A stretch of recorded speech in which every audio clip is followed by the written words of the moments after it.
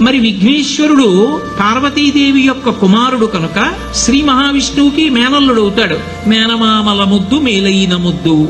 ఓసారి ఎందుకో వైకుంఠానికి తీసుకెళ్లాడు. మేనల్లుడు కదూ, సంతోషంగా తీసుకెళ్లి అక్కడ సుదర్శన చక్రం పెట్టుకున్నాడు.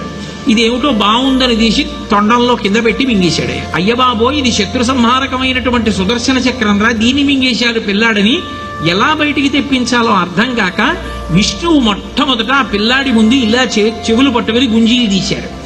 గుంజీలు తీస్తే మామయ్య అదేమిటి అంత విచిత్రంగా కిందకి మీదకి ఊగుతున్నామని పడి పకపకా నవ్వాడు. ఆ నవ్వడంలో పొలమారి లోపల ఉన్న సుదర్శన చక్రాన్ని పైకి కక్కాడు. పైకి కక్కడానికి విష్ణువుకి సాధనంగా ఆనాడు గుంజీలు తీశాడు కనుక ఎవరు గుంజీలు తీస్తారో వాళ్ళని చూసి సంతోషించి అనుగ్రహిస్తూ ఉంటాడు. ఇప్పటికీ మీరు పాండిచేరి వెడితే పాండిచేరి రోడ్డు అంతా కూడా గుంజీలు తీస్తూనే కనపడతారు మీకు. విఘ్నేశ్వరుడి యొక్క పూజ అంత తేలిక.